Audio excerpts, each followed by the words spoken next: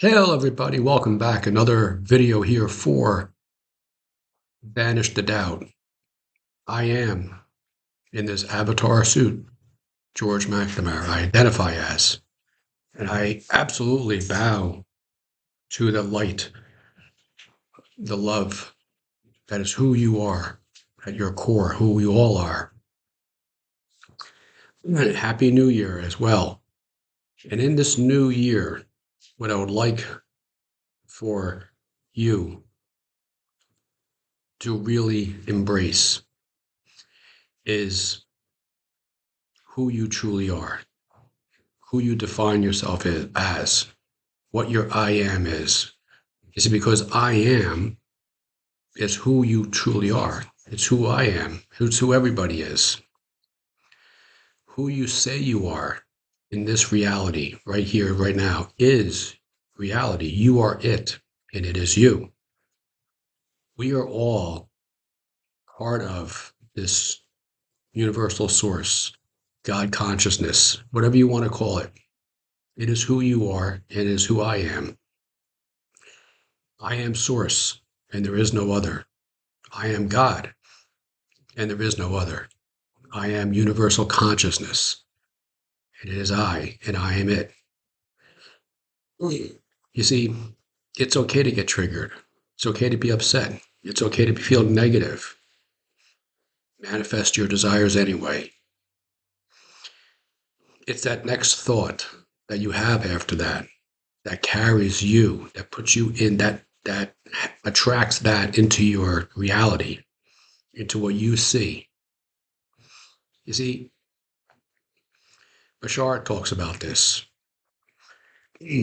It's what and who you define yourself as, what your belief is, what your identity is, that shapes the thoughts that you have, that creates the emotions and the feelings that you carry.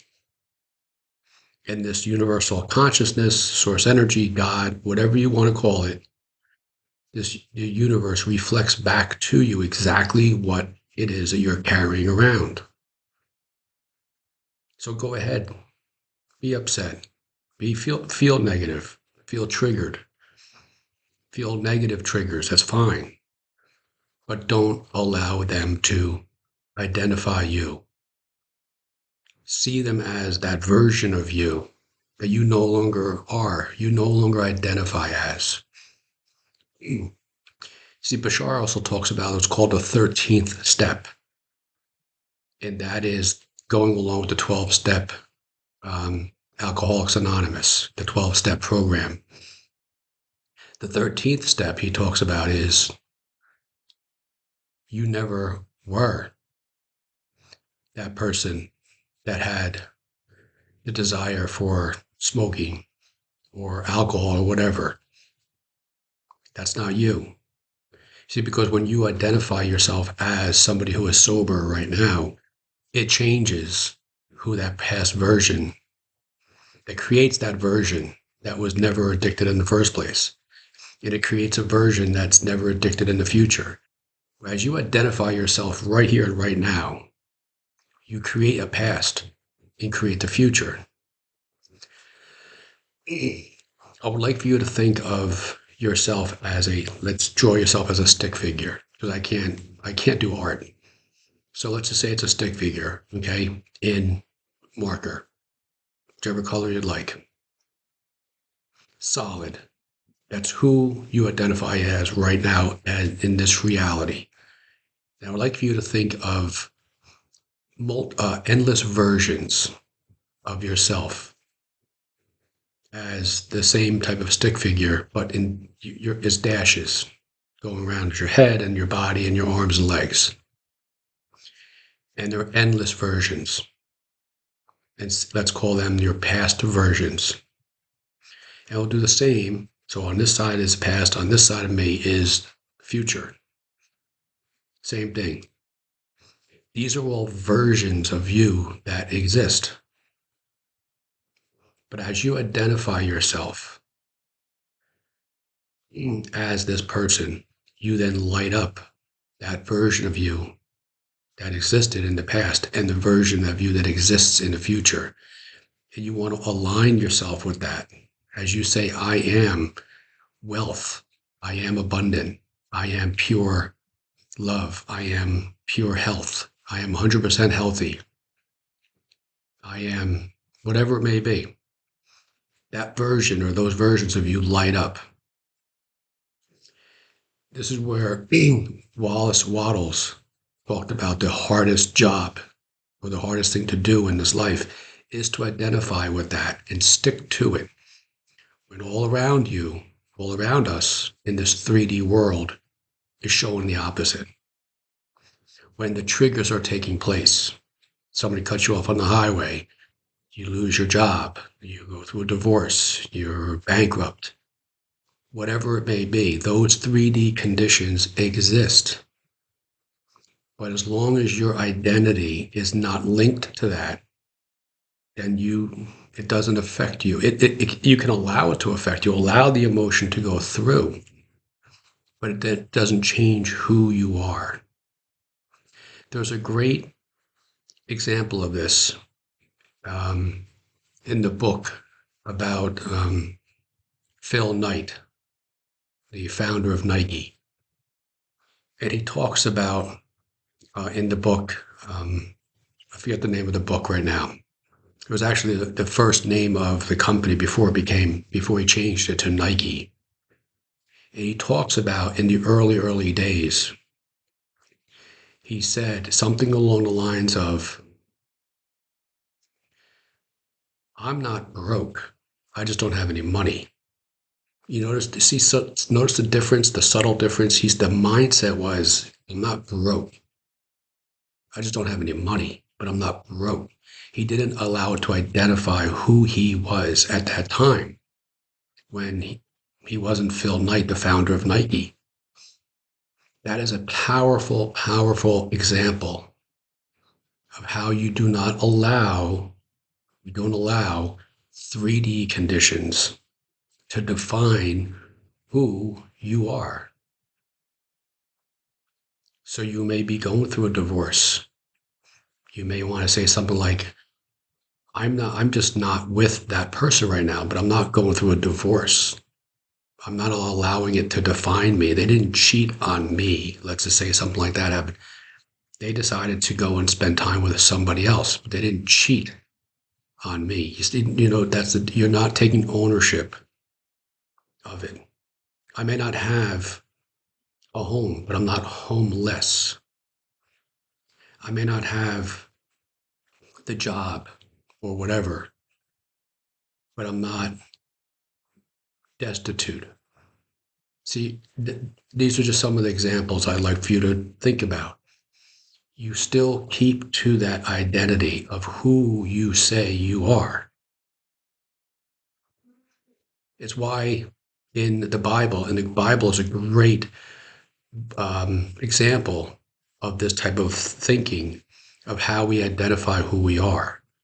In John, he talks about in my Father's house. Now, when he says Father, what he means is the field. Okay? In my Father's house, in the field, there are many mansions, meaning versions of riches, of wealth. When Jesus talks to the apostles who are fishing, the fishermen, he says, cast your net to the right, meaning that part of your brain, the right side of your brain, where your wishes and desires are. And of course, talks about how they started to catch all these fish because they kept casting their net to the left. The analytical mind, the mind that says, I'm not enough. They couldn't catch any fish. There are examples of this all throughout the Bible. In the pool of Bethesda with the cripple, when he says to the cripple who he thinks if he gets to the water, he'll be healed, something external to him. He says to the man, all you need is me, not Jesus, but me, that higher consciousness, that identity, that I am able to walk, that I'm not identified as this body that's crippled. So this is My wish for you for this coming into this new year, which technically there's no such thing as the new year. Your identity is here and now because when it turns to 2026, it'll be now at midnight and then it'll be gone within a moment. So you want to constantly bring yourself back. It's kind of like a boomerang. We throw a boomerang, right? It goes out into the world and then it comes back. So throw the boomerang or identify yourself as the boomerang goes out. And as it gets caught up in the 3D world, this 3D world, so no such thing, but this 3D world, you want to make sure it comes back to you. That identity. I am. Whatever it is that you say you are, I am. That is your identity. I am now and forever. And you hold to that. What Neville Goddard talks about is revision, revise the past. Each night when you go to bed, Neville Goddard talks about before you fall asleep, in a state akin to sleep, revise the day. See it as you would have liked to have been. If you got let go from your job, you see them giving you a promotion. If you're going through a challenge with a relationship, you see it as you want the relationship to be. If you are somebody who lacks for finances, you see your bank account overflowing with money. One of the great affirmations, and you don't even have to have an affirmation, but if you wanted, one of the great ones I've learned from Bob Proctor is I am. Notice the tense, I am. So happy and grateful. Keyword grateful.